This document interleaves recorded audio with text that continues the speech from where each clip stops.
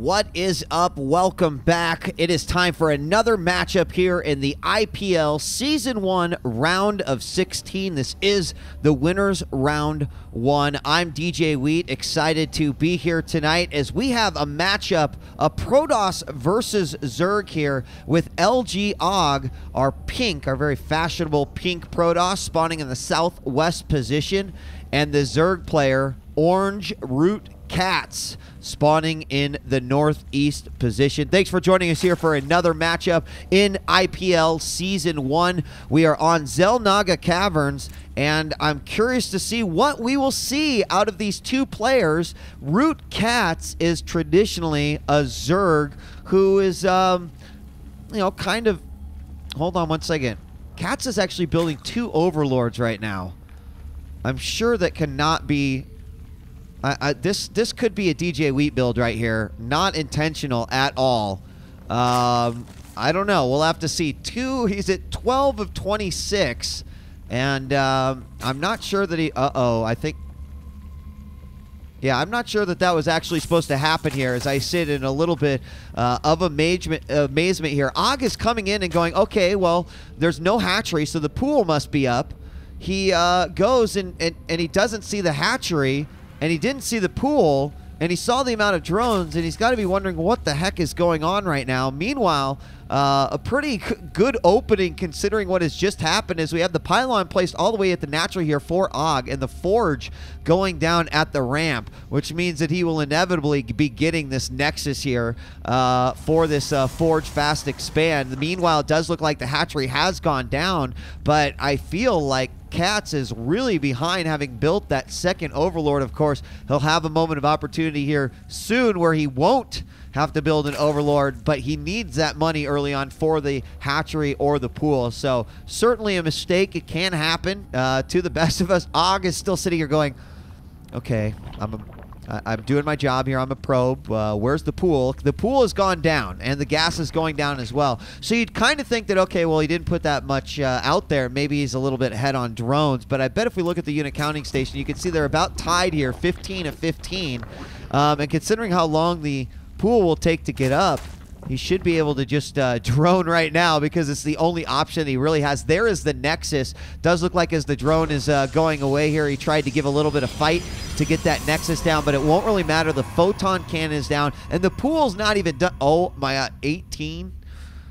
My bad. We got one drone. So we are seeing Catz start to take the lead here in this matchup. Gas is done. It looks like one guy on it. Second guy will be added. And will we have any Zerglings come out? No, he's going to be okay with just continuing to pump drones out. Looks like queens at both of the hatcheries. And that will at least allow him to either get some quick Ling production up or continue to drone up. He knows that he's a little bit behind, so I wouldn't be surprised, again, to see him drone up. Gateway, yes, Gateway finally going down. Another photon cannon here in the corner. So very popular wall off that we see here on Xel'Naga. You obviously create a wall. It can be a little bit susceptible to Banelings, but would take a lot to get through here. Of course, the static defense is going to help out a lot. Overlord over here wants to peek in, see what's going on, but well, nope. I'm sure a Zergling is going to be coming down here eventually. If we have any out right now, no, we don't have any Zerglings out, and we do see Catz pulling ahead in the drone count here. Another pylon in the back to reinforce this photon cannon here.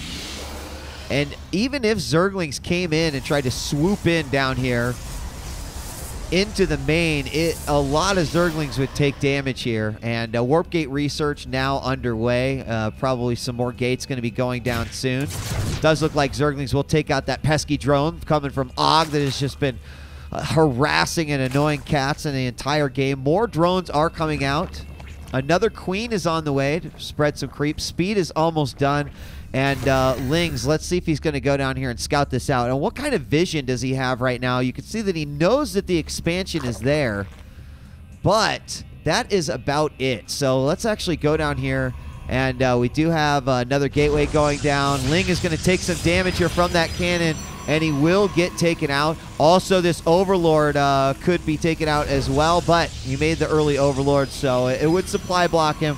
but he'll probably get another one already in production. Roach Warren going down, Lair going up, +1 weapons already, one of the other benefits of having that forge down for the Protoss, and he's going to take that gas so not only he can get that tech, and there goes the Overlord, but he can also continue to pump out those units that he wants to. Has a couple of sentries out. Again, very good units to have here in this situation, even if some Lings happen to squeeze in here. Boom!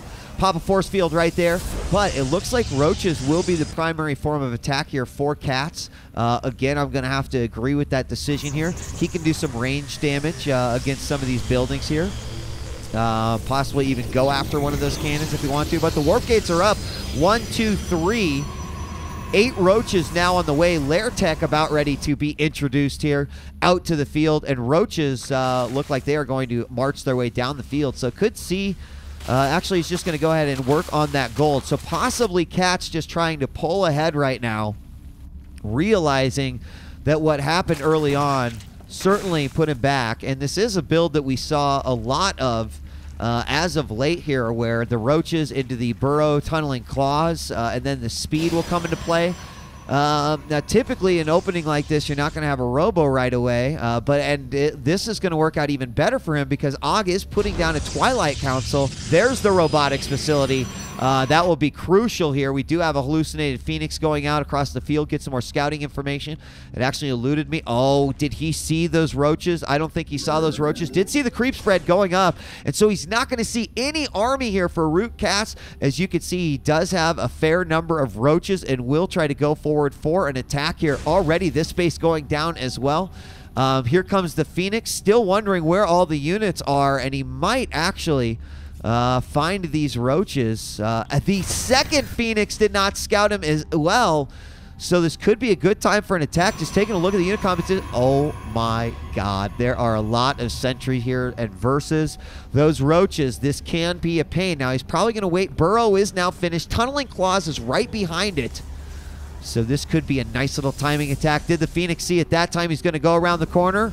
What sort of damage is going to be able to do? Force Field's coming out almost immediately. One Roach getting trapped. He'll be able to get out of there. He burrows very, very smartly.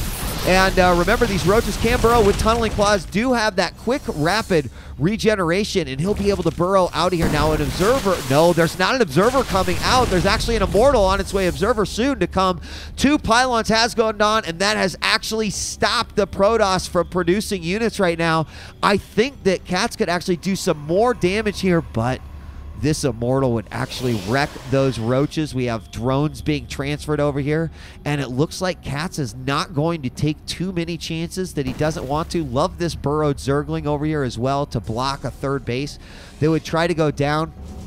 The one disadvantage that you're immediately seeing to a build like this and a Sim City like this is that you can see this army is like, it's one of those really bad Japanese subway videos where everyone's trying to get in the same car and they're trying to get out at the same time. Now, while an attack's not coming, it's not going to be that big of a deal, but something he's going to want to think about. Let's take a look at upgrades right now. We do have a +1 attack coming, missile attack. We have Groove Spines going, but +2 already started and well underway for Og right now, so he will have the advantage as far as upgrades go. That base will likely get occupied as well by Catz. He's got his gold up and running very nicely, so he does have an advantage over here. If we take a look at the income tab, Spire about to complete as well. 12 Hydras on the way. Zerg is certainly shot ahead here in income. We're about even on Harvesters, and Roaches are going to come in here while this third trying to get established. He did manage to take that out. The Roaches are going to move in. They will get an instant cancel on this, but will they be in trouble? There is an Observer there. They're not going to be able to use that burrow. Force Field comes out, traps a few Roaches. They're going to still take damage, but 3 of them do. No, 2 of them managed to get away. Sorry, buddy. You didn't make it. So minimal losses there, and more importantly, the cancel delaying that third just a little bit. Also got a good idea about the army composition that Og is currently rocking. Knows that those Immortals are out, but those will certainly be handled at least a little bit better here with these Hydras. And here we go, big battle in the middle. Oh my god, on a move command, tries to get closer to his opponent's force fields. Do cut off a lot of these reinforcements with the Hydras doing a ton of damage here. Taking a look at some of these units falling down. The Immortals are going to continue to do a ton of damage. Oh, Hydras off creep. It's such a horrible thing to watch. And he'll continue to spread that out, but the Observer's out as well, so he can kill those creep tumors if he moves up. Some Lings coming into play. I like that. They do get stopped quite easily by the force fields, but they can help in taking out those Immortals if they can even get in to deal that damage. Now we've got Photon Cannons going down. It's going to make it much, much more difficult for the Zerg player to get in here. Ventral Sack's underway, +2 missile. We do have a robotics bay underway as well. Let's take a look at some of Ogg's base here. A couple more gateways going down. No research on the Twilight Council, so upgrades only. No blink or anything yet. He's chrono boosting out those upgrades as quickly as he can. Already going to level 3 right now. We've got a lot more Hydras coming out. Much less Roaches, or much fewer Roaches, I guess you could say. 9 only on the field, 22 Hydras. So if the Colossus come out, it could do some serious damage, and we'll see if that's what's going to come next. Yes, we do have one queued up here after this next Immortal. So the Immortal's obviously not going to do as well because he's switched away from some of that Roach production, but look at that. Baneling's coming into play. Uh-oh. Good scout here by Ogg. He does get taken down, but he sees a lot of that army. A couple of units coming up here. I don't even know if those were hallucinated or not, but more Lings coming out. The Corruptors are out as well. Oh, whoa. Where did that? It was loading up over here. Okay, so he's going to be able to drop these Banelings in as well. This is very smart, especially when you've got a tight-knit group like this. Also, the force fields will make it very difficult for the Banelings to reach their destination. So what Zerg players are discovering is that by dropping Banelings, similar to what you would do versus a Terran Bio army, by dropping Banelings on top, you're going to be able to maximize the splash damage that these Banelings do. I mean, a couple of Banelings right here in the middle of all these sentries would just do a massive amount of damage. So right now, I do feel like this is a pretty solid army composition here for Catz. It's all going to come down to how he's actually going to play it out. Now, he is maxed right now, so he really wants to attack. Right now, the Protoss player not quite maxed. The static defense will also make a huge difference. You can see Stalkers spread out as well. He's anticipating a possible drop from those Overlords. It's typically what is indicated there when you see a lot of Overlords flying together like that. And he's going to fight in the middle of his defense. He doesn't let anything in. The Banelings, where are they going to drop? He is going to start to drop them, but they are stopped by those force fields, actually not doing a whole lot of damage there to those units. We will see these Corruptors come out. They are focused fire, and look at that army just disintegrate there. That was not a good battle here. He's going to come back in for more. They do manage to snipe off one Immortal. Not the best fight position there for Catz. He's going to try to come around and harass the mineral line here. A lot of these units. Oh, that's a great position there for Catz. Doing a ton of damage with those Hydras, but in comes the Colossus. Oh, they're just melting those Hydras on the ledge. He's got to watch out. He's just giving away. He's just donating those units right now. Another Colossus does come out. They will take out another pylon. What is on the way? 13 Roaches, Infestation Pit coming down. More Colossus on the way as well. Do not see any more Corruptors coming. It looks like Catz is going to retreat. Now, I did not like that fight. If you do look, he managed to take out quite a few of those sentries. But I feel like the Baneling bombs would have been much more effective with the rest of his units there. I know that's a big old Captain Obvious moment right there. But if you go back and watch it again, you just saw him go, well, I got to do something with these Overlords. He's probably not going to be able to snipe the ones with units. And in all fairness, he did take out some sentries. So force field's going to be less of a problem here, but does he have Corruptors at all? He does not, and he could come in here right now and just attack into this. He doesn't really have anything to deal with those Colossus. Here come two Corruptors right now. He's going to have to protect those Hydras with everything that he's got. Those Colossus doing a good job right now. Blink Stalkers also taking the high ground. There's a couple of Immortals in and out of the fight. It looks like enough Corruptors are going to be able to come in and reinforce this. Stalker numbers are quickly dwindling, and we will see the Colossus go down, so those Hydras will be able to maximize their damage with some really solid DPS. The gold base is not out. Now we want to see some corruption on those Corruptors. Oh no, the worst thing ever! As a Colossus marches out into battle. Look at this, we have an Overlord loaded up with a few Baneling. Let's see what he's going to be able to do.